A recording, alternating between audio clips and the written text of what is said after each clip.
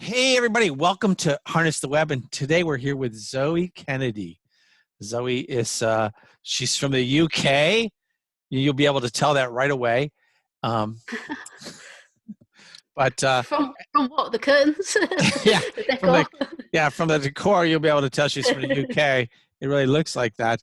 But in any case, Zoe, just tell us a little bit about yourself. Okay, well, where to begin, really? That's a kind of really big question. But I suppose, just to give you a bit of an overview, I guess from the word go, especially at school, I never really knew what I wanted to do, right? I think I went from Christmas tree seller to pilot to wing walker. And after doing an engineering degree at university, I did a number of ski seasons in the Alps as a chalet host, the hostess with the mostess. I've done bar work, I've done admin, logistics, business development, operational roles. I've even run Microsoft classes and even digital photography classes. But I did finally end up in an IT role. So I did kind of like this role initially because it was very customer facing, and I spoke to a lot of people every day. I got to resolve issues, which I guess in itself is very rewarding. However, the opportunity to progress was limited. So, management progression wasn't there. So I moved up the technical ladder, and although the pay was better, it was kind of lacking in human interaction. As they say, money isn't everything. So I literally ditched my den of robots and headed off to the Alps once more with my beloved snowboard. So for those of you that don't know, really, I am a keen snowboarder. I suppose I've always had a bit of an affinity with the mountains. So for me, that's where I feel the most at ease and pretty much complete control of my own situation. So for me, it's very good therapy, as long as you don't injure yourself, I guess. Yeah, So yeah. yeah. So I suppose in time, um, you know, I did really use this time specifically to figure out what I wanted to do. And I guess I really understood that I didn't want to work the 9 to 5 rat race anymore. So yeah, when I got back, it really did all start from there, really. So I got an opportunity to do some marketing and sales for a construction company. And that's really where it all started in terms of making my mark using LinkedIn to tap into, millions of pounds or dollars worth of construction projects. So you're a Um, link. So you're a LinkedIn pro, right? yeah, that's what I've become, a LinkedIn expert. Anything LinkedIn, lead generation and conversion really is kind of where I'm at. And with that success there, after working with a construction company, I actually launched a training product with serial entrepreneur who you might know, being from the States, Matt Basak. And yeah, that was kind of the real kind of scalability in terms of launching my own business. And from there, actually, Ted Bajomu, who's a coach, a LinkedIn coach. I helped him for a bit as well, servicing his clients. But then ultimately, I set up my own business, targeted leads, to specialize in lead gen and conversion. And you spell targeted leads funny. Yeah, well, you got to stand out these days, haven't you? So I think my name's Zoe, so yeah, we like the Z's in the family. So yeah, instead of leads spelt with an S, I've put a Z on the end. Yes, That's signature. cool. That's cool. That's cool. So you've told us a lot about you, really. That was really good. Now tell us something that nobody knows about you. What's something that people Well, would be really surprised to hear? oh, well, I don't know, personality-wise. I mean, I think I tend not to beat around the bush, really. It's quite an English expression, no doubt. But I am quite matter of fact, and I do operate quite impulsive. So my decision making, yeah, it's quite impulsive. And when it feels right, I generally go with my gut. Because I find if I start analysing, and I'm sure lots of people would agree with this, when you start analysing too much, you kind of tend to talk yourself out of it. And I think with me growing up, I wasn't particularly the world's best communicator. So I kind of have this saying that says, actions speak louder than words, which for me was great because I didn't speak that much. So really, I think that kind of probably explains a little bit about the way I kind of am really in terms of what I like to do and how I like to do things. I'm definitely not wishy-washy. I just want to get on with the job, and if I've said to do something, I want to do it. Cool. Very cool. And tell me, where in the UK where do you live? Like Okay, so well, where's it's your Shire or whatever? Was that what you said? the Shire. Yeah. It is the Shire, so it's actually God's country. It's the biggest county in England, and that is Yorkshire. So, or Yorkshire. So that's where I'm from. So just outside York, in a small village, not much apart from sheep and rabbits, but Nice. Cool. that's why with the decor you can see behind me. It's very fitting for where I live. That's cool. That's very cool. So tell me a little bit. Tell me like what you do, but maybe like if you met me on the street and I said, "Hey, Okay. Zoe, what do you do?" How would you answer? What, it's like my elevator pitch? Yeah, your elevator pitch. Okay, how long have I got? As long as you You're want. gonna time me. All right, okay.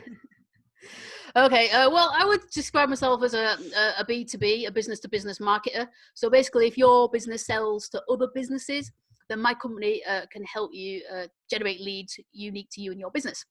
So our leads are highly targeted. We don't just generate any old leads. We want to generate leads that match your best customers. So, well, realistically, what good is a lead if you can't turn it into a profitable customer? So I think we look at the whole process in terms of converting those leads into profitable customers. And ultimately, the more relationships you build, the more opportunities you're going to have to convert those leads into actual business. And that's exactly what we do. We generate leads and convert your leads into profitable customers using LinkedIn. Okay, yeah, I was going to ask you if you focus primarily on LinkedIn, right? Yes, we Yeah, do. yeah, that's cool. And so do you have like a core product or a core offering now? What do people like to buy from you? Yeah, so well, we do a lot of profile makeovers because ultimately your LinkedIn profile is your shop window. So this is the starting point for clients for wanting to do LinkedIn marketing. So we do a complete rewrite of the profile because a lot of people still have their profile like a CV or resume, which is fine in recruitment terms, but not really if you're trying to do lead generation and sales. So your profile really has to speak the language of your prospects, and it's all about reworking the profile to kind of get your prospects to engage with you. So yeah, that's one of the things we do. We also, I would say that our core service, if you like, is campaign management. So where we kind of take care of the lead gen and engagement process for our clients. So that's there's lots of parts to this. You can look at adding new leads and building the relationships, through initial communication. And then obviously after that, you need to look at follow-up communication. So we could also look at your existing network, and a lot of people already have a number of connections already. So it's all about how to re-engage those existing connections, through, and, there's update messages you can send out, there's just so many things that you can do in that part. But yeah, we really look at the whole, manage the whole process. And it's really, I think the key thing really is, it's, lots of companies are selling like, my types of services, right? So it's not just about, well, creating messaging that resonates. It's also about like trying to make you stand out from everybody else, and getting that point in your messaging is really key, and that's what we help our clients with as well. So is that what makes you unique? What makes you unique in the marketplace? Yeah, I think you have to stand out. I mean, ultimately, LinkedIn really is very good for relationship building, and that's what it's all about. People buy from people, and everyone's buying decision is different and takes longer. So ultimately, the more you put in, the more you're going to get out. And it's like a lot of people know me as the snowboarding chick that does LinkedIn marketing, right? And why do they know that? That's because in my communication when I'm engaging with these people, I tell them that I like snowboarding, so they remember that. So if there was, if they had a requirement and there's 100 other companies doing what I do, they're going to remember that, oh, that snowboarding chick, So it's trying to find your unique selling point, but also positioning yourself uniquely so they remember you when they do have a requirement. Okay, cool. That's very cool. So, being in business is a pretty tough thing. You've been in a lot of businesses, really, but for a while. Um, Tell us a I've been around the block. story. Yeah, tell us a story about a time when things didn't go as you would have liked, didn't go well. Good question. I think business is about trial and error ultimately. Not everything goes the right way, but ultimately it's about getting back on it, and that's the key thing I would really focus on. I think that there's so many things in marketing, because marketing, don't forget, is so subjective, and we spend a lot of time testing what we do, and we can have the same client with the same company doing the same type of style of messaging, and sometimes it gets engagement, sometimes it doesn't, it just fails miserably. Why is that? Because it's subjective. So I think when you've got to, for our clients, it's important to kind of set an expectation so that they don't feel like that you're not doing the job. This kind of job, marketing, takes time to get working. It's a slow burn. There's no quick magic answer. So yeah, I think marketing really is like setting money on fire. That's what it seems like initially, but once you've got it going through testing, and it's also about understanding your kind of benchmarks, the things that the things that you're looking at, the key performance indicators, and monitoring them and understanding when it's not working and stopping that. I think a lot of people don't understand when to stop. So yeah, although it's not like a direct, I have lots of experiences of that for sure, but I think overall that's probably one of the things that I think things can go really wrong really quickly, especially if you've got your budgets when you're doing monetized advertising as well. It can get quite quickly out of control if you're not paying attention to your KPIs. Yeah. So, tell me when you're when you're starting out with that. I just totally lost my train of thought. That's okay. I thought that was going to be me first. So, in any case, so like when you're, man, I can't think of what I was going to ask you, so I'm just going to ask you something else. So really, you've been online. So you've been online for a long time. So what's a piece of advice you would give someone who's just starting out?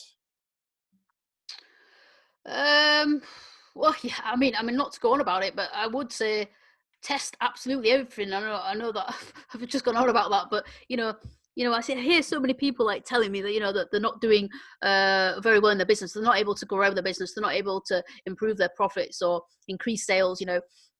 And it generally comes down to the fact it's the quality of leads that they're getting, or sorry, not getting.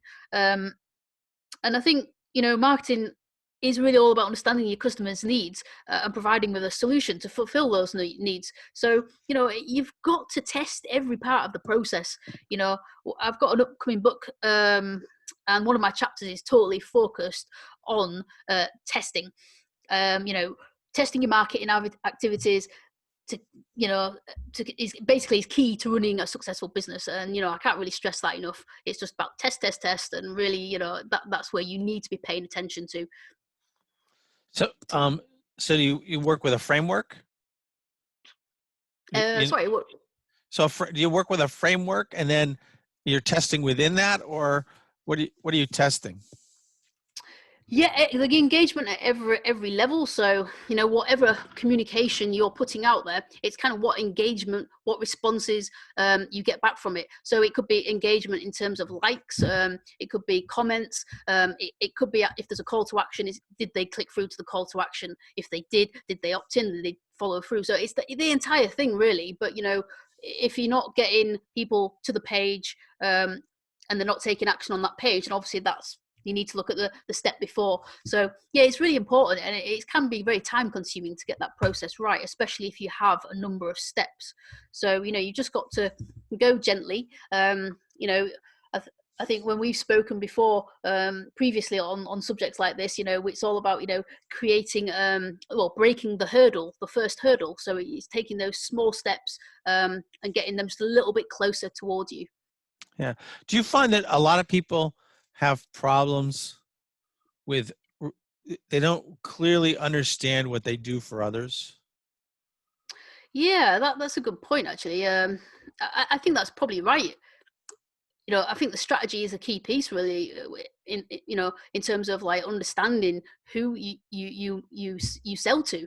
And I think if you really think you've got a great product and service, sometimes you're just so fixated on that you can't really see actually whether there's a demand for it, or if you actually marketed it in the right way, for people to buy it. So yeah, I would definitely think that is the case. Yes. So let me ask you a different question. Totally. So where have you done a lot of snowboarding? So I did 2 seasons out in the French Alps in Teen, which kind of links with Val d'Isere. So Val d'Isere is the posh one, the expensive one that everybody knows, but Teen just sits above it, and that's where I was. But you could easily ski into Val d'Isere, so yeah, it was great. But Teen is for snowboarding. The piste are so wide, perfect for us snowboarders. We don't have to worry about you skiers getting in the way. Oh, so tell us a story. Like, tell us a real story from that. Like, what's something you really remember, you'll always remember, um, and be like Well, I mean, specific, as specific as you can. And yeah, be specific. Well, I mean, there's lots of stories. Trust me. I mean, I think it's a young person's game when you're out there. And ultimately, yeah, as a chalet host, obviously my role was to look after my guests on a weekly basis. So that obviously covered cooking, cleaning, and entertaining. So yeah, I think we have lots of fun stories. But I worked for a company actually that called Ski World, and they're a British company out in France. So all our guests were English, and we had like a set menu. So really, nobody tends to go skiing or snowboarding for more than 2 weeks. So we had a repeatable menu that we had to cook for the last 2 weeks. But basically, yeah, one of the days was Mexican night. So you can imagine in the Alps, high altitude, refried beans and spicy chili.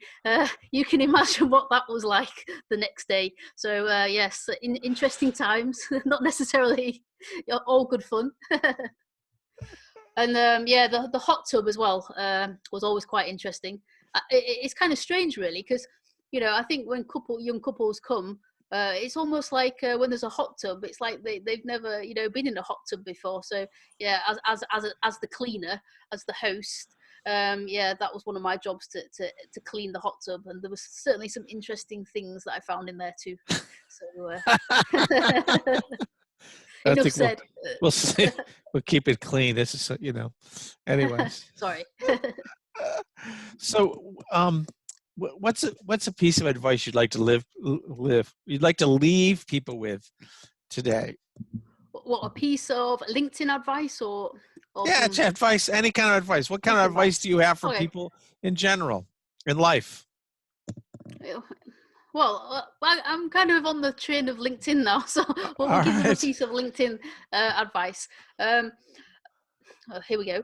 So yeah, I think one of the things that I think that's working for me right now and my clients is LinkedIn articles. Um, and I think giving lots of value through content creation is the best way to engage your leads and build those profitable relationships. So LinkedIn is a publishing platform. which does use very reputable sources. There are lots of thought leaders for every industry on LinkedIn. So, and because obviously it's driven, because it is a search engine and driven by these keywords, when you're searching for something on LinkedIn, quite often you'll get back articles in your results. So for me, the best form of content in terms of creating credibility and positioning your expertise, it is creating articles. And if your prospects are predominantly B2B, then I would focus on creating content and blogs on LinkedIn rather than your website, and just optimizing them like you would on your website with specific keywords. And as you then start to build out your network and start building those relationships, you will start seeing results. So yeah, that would be one of my LinkedIn tips. Cool. That's very cool.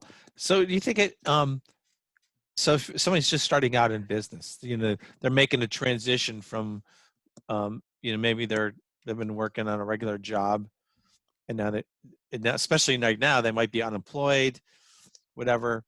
Do you think that they could use LinkedIn and as like the sole platform that they have? Just when Absolutely, yeah. I mean, technically, you don't even need a website. I mean, a website just gives you a bit of credibility because people do use the net and look you up. So it is nice to have that kind of face sat there. But realistically, you can use LinkedIn as your website in inverted commas, and you can just use that platform to engage with your audience and build those relationships and have everything that you need on LinkedIn. So yeah, I mean, I would say that you can, if you really do have an offering. It doesn't have to be B2B, but realistically, LinkedIn is based on industry and job titles, so it is kind of like focusing on businesses. So if you do have a product or service that sells to other businesses, it really is it does the job. It's a one-off, and you can maximize it as much as you want, whether it's just on the platform itself or whether you want to take those relationships off into your other funnels, such as your website, etc. Cool.